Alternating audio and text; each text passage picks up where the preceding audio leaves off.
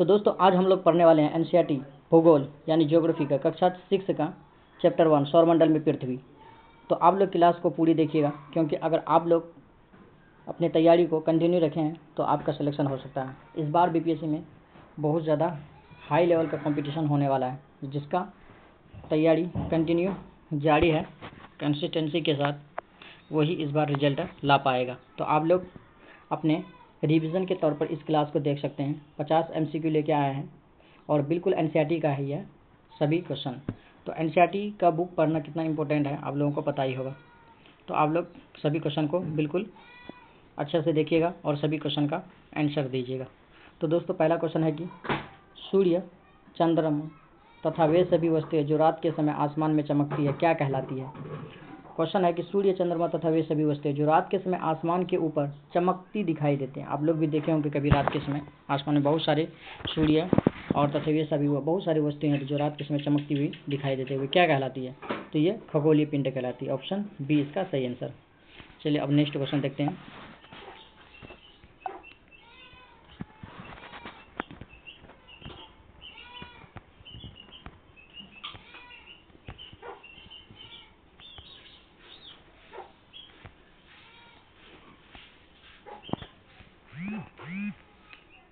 अगला क्वेश्चन है कि वे खगोलीय पिंड जो बड़े आकार वाले गर्म तथा गैसों से बने होते हैं और जिनके पास अपनी उष्मा और तथा प्रकाश होते हैं उन्हें क्या कहलाते हैं। मतलब वे बहुत बड़े खगोलीय पिंड जिनके पास अपने प्रकाश मतलब खुद का प्रकाश हो और वो गैसों से बने होते हैं वो क्या कहलाते हैं। तो वो क्या कहलाते हैं, तारा कहलाते हैं। क्या, तारा कहलाते हैं। ऑप्शन सी इसका सही आंसर। अगला क्वेश्चन देखते हैं। हमारा सूर्य भी एक डॉट डॉट है। ये क्वेश्चन बहुत बार एग्जाम में पूछे गए हैं कि हमारा सूर्य भी एक, यहाँ डॉट डॉट दिया हुआ है, क्या है, ग्रह या उपग्रह या तारा या क्षुद्र ग्रह।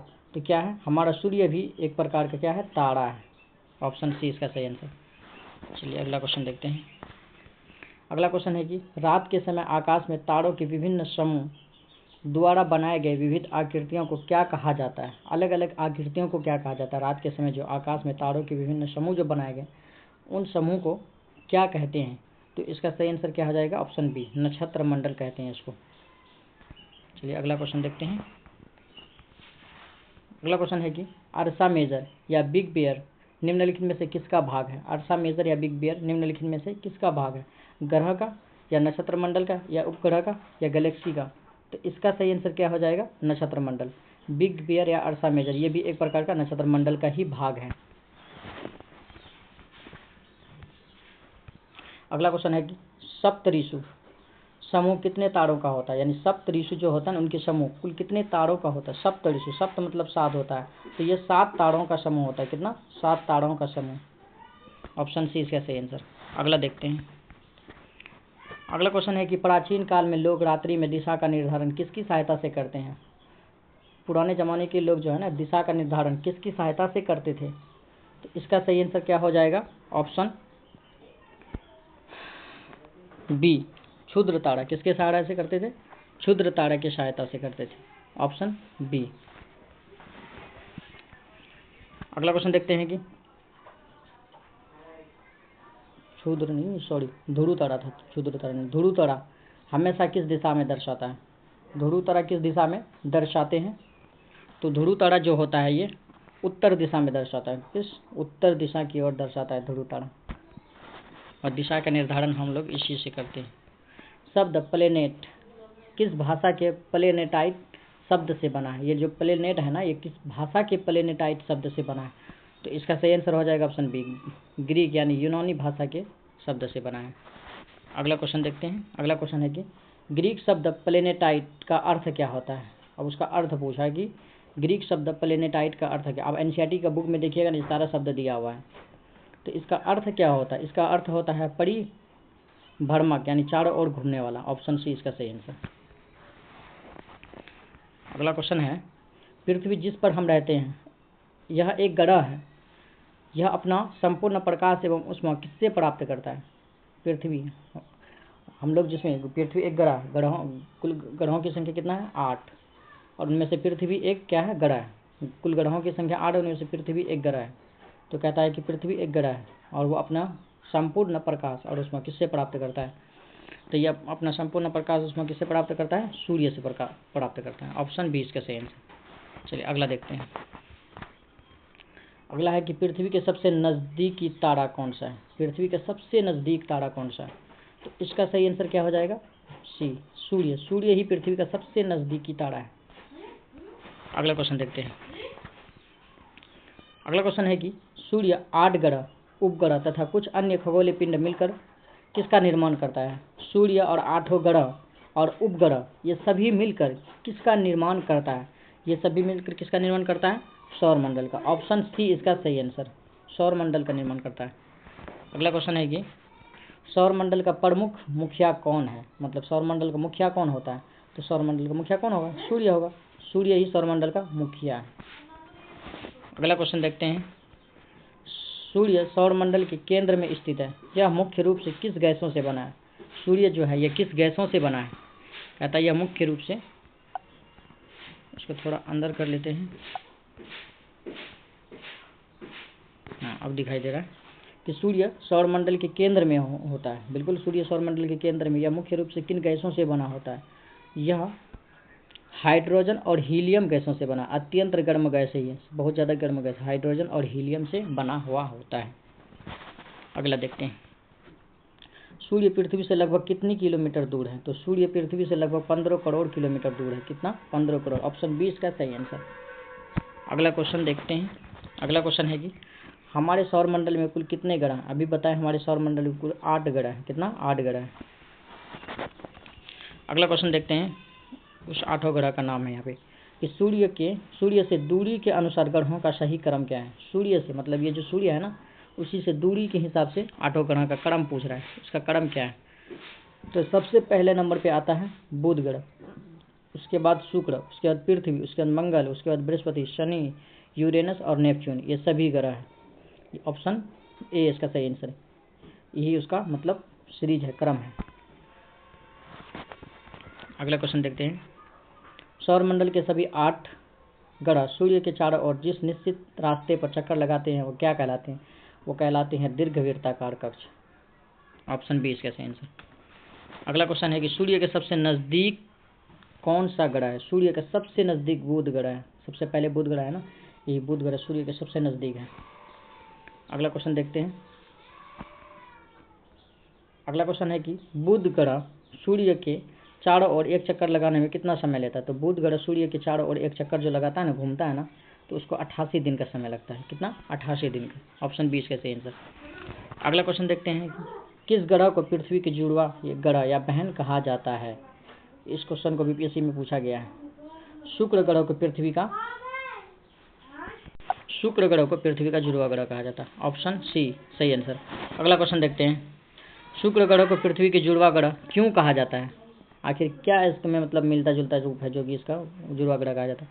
क्योंकि इसका आकार और आकृति लगभग पृथ्वी के समान है, इसीलिए इसको पृथ्वी का जुड़वा ग्रह कहा जाता है। ऑप्शन 20 का सही आंसर। अगला क्वेश्चन देखते हैं। अगला क्वेश्चन है कि अंतर्राष्ट्रीय खगोलीय संगठन ने अगस्त 2006 में किस पिंड को ग्रह के श्रेणी से हटाकर बोना ग्रह घोषित किया गया था? किसको उसके श्रेणी से हटाकर बोना ग्रह घोषित किया था?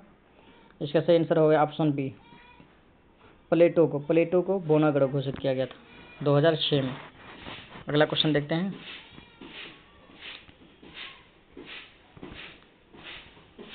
अगला क्वेश्चन है कि सूर्य से दूरी के हिसाब से पृथ्वी कौन सा ग्रह है?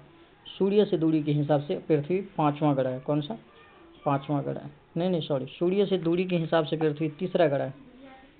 सूर्य से पृथ्वी की दूरी के हिसाब से पृथ्वी कितना है? तीसरा ग्रह है। आकार में 5वां है। अगला क्वेश्चन देखते हैं। आकार में पृथ्वी सौरमंडल का कौन सा ग्रह है? तो आकार में पृथ्वी सौरमंडल का 5वां ग्रह है। कौन सा है? 5वां है। दूरी के हिसाब से तीसरा है, आकार में 5वां है। अगला क्वेश्चन है। पृथ्वी ध्रुवों के पास थोड़ी चपटी है, इसके इस आकार को क्या कहा जाता है? तो इसके इस आकार को भू आप कहा जाता है। ऑप्शन 20 का सही आंसर। अगला क्वेश्चन क्या है? भू आप शब्द शाब्दिक अर्थ क्या होता है? यानी भू आप शब्द का शाब्दिक अर्थ क्या होता है? भू आप शब्द का शाब्दिक अर्थ होता है पृथ्वी के समान आकार। ऑप्शन 20 का सही आंसर। अगला क्वेश्चन क्या हो जाएगा? अगला क्वेश्चन है कि अंतरिक्ष से देखने पर पृथ्वी नीला क्यों दिखाई देती है? अंतरिक्ष से देखने पर पृथ्वी नीला क्यों दिखाई देती है? क्योंकि इसके 2/3 सतह पर पानी से ढके हुए हैं। ऑप्शन बी इसका सही आंसर। इसके 2/3 सतह पर जो है ना पृथ्वी का पानी से ढके हुए, इसीलिए अंतरिक्ष यानी आसमान से देखने पर जो है ना ये नीला दिखाई देता है। अगला क्वेश्चन देखते हैं, पृथ्वी को किस अन्य नाम से जाना जाता है? पृथ्वी का और किस अन्य नाम से जाना जाता है? तो पृथ्वी का और एक नाम जिसको कहा जाता है नीला ग्रह, नीला ग्रह के नाम से जाना जाता है। अगला क्वेश्चन देखते हैं, अगला क्वेश्चन है पृथ्वी का केवल एकमात्र प्राकृतिक उपग्रह कौन सा है? पृथ्वी का एक उपग्रह है, ये कौन सा है? चंद्रमा पृथ्वी का एकमात्र उपग्रह है। अगला क्वेश्चन क्या है कि चंद्रमा का व्यास पृथ्वी के व्यास का कितना है? मतलब चंद्रमा का जो व्यास है ना वो पृथ्वी का व्यास का कितना है? चंद्रमा का व्यास जो है वो पृथ्वी का व्यास से लगभग 1/4 है, 1/4 भाग है। कितना है? 1/4। अगला क्वेश्चन है कि चंद्रमा पृथ्वी से लगभग कितनी किलोमीटर दूर पे है? चंद्रमा जो है पृथ्वी से कितने किलोमीटर दूर है? तो चंद्रमा पृथ्वी से 3,84,400 किलोमीटर दूर है। ऑप्शन बी इसका सही आंसर। अगला क्वेश्चन क्या है, चंद्रमा पृथ्वी का एक चक्कर लगाने में कितने दिनों का समय लेता है? चंद्रमा जो है वो पृथ्वी का एक चक्कर पूरा करता है तो कितने दिनों का समय लेता है? तो चंद्रमा पृथ्वी का एक चक्कर पूरा करने में 27 दिन का समय लेता है। ऑप्शन बी इसका सही आंसर। अगला क्वेश्चन देखते हैं, चंद्रमा अपने अक्ष पर एक चक्कर पूरा करने में कितना समय लेता है? चंद्रमा जो है अपने अक्ष पर एक चक्कर पूरा करने में कितना समय लेता है? तो चंद्रमा अपने अक्ष पर एक चक्कर पूरा करने में भी 27 दिन का समय लेता है।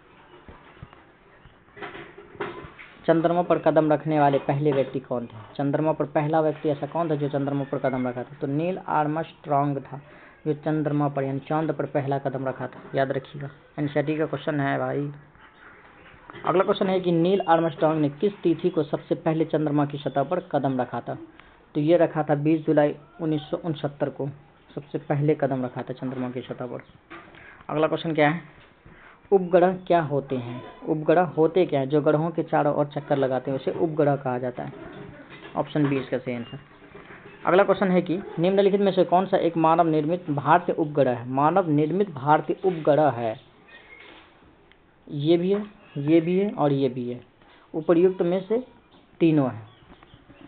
अगला क्वेश्चन देखते हैं, अगला क्वेश्चन है कि पूर्ण चंद्र को एक महीने में कितनी बार देखा जा सकता है? पूर्ण जब चंद्र पूरा हो जाता है तो उसको एक महीने में एक ही बार देखा जाता है। ऑप्शन ए सही आंसर। अगला है कि पूर्ण चंद्र वाली रात को किस नाम से जाना जाता है? पूर्ण चंद्र वाली रात को पूर्णिमा कहा जाता है। ऑप्शन बी सही आंसर। अगला क्वेश्चन देखते हैं, नए चंद्रमा की रात को क्या कहा जाता है? नए चंद्रमा वाली रात को अमावस्या कहा जाता है। ये 15 दिन का होता है।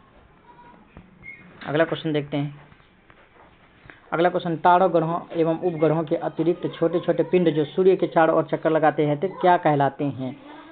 तारों ग्रहों और उपग्रहों के अतिरिक्त छोटे छोटे पिंड जो सूर्य के चारों ओर चक्कर लगाते हैं, छोटे छोटे पिंड जो चारों ओर सूर्य के चक्कर लगाते हैं उसे क्षुद्र कहा जाता है, क्षुद्र ग्रह कहा जाता है। यही क्षुद्र ग्रह जो छोटे छोटे पिंडों के रूप में सूर्य के चारों ओर चक्कर लगाते हैं। ऑप्शन बी इसका सही आंसर।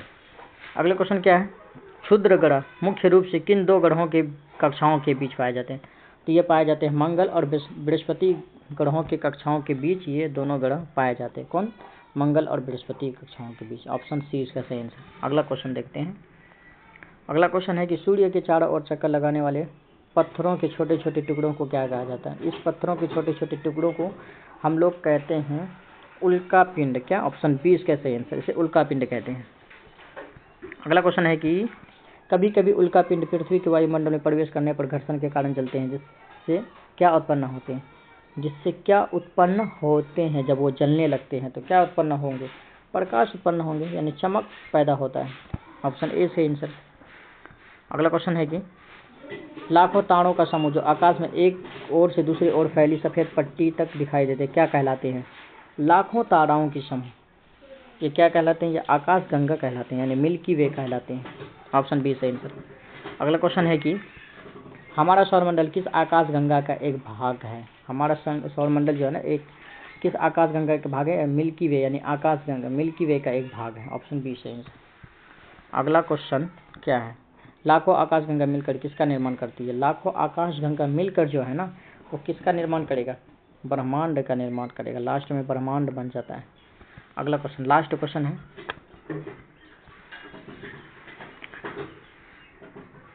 लास्ट क्वेश्चन है कि प्रकाश की गति 3 लाख किलोमीटर प्रति सेकंड है। इस गति से सूर्य की प्रकाश पृथ्वी तक पहुंचने में कितना समय लगता है? ये सबको पता होगा कि 8 मिनट का समय लगता है। ऑप्शन 20 का सही है।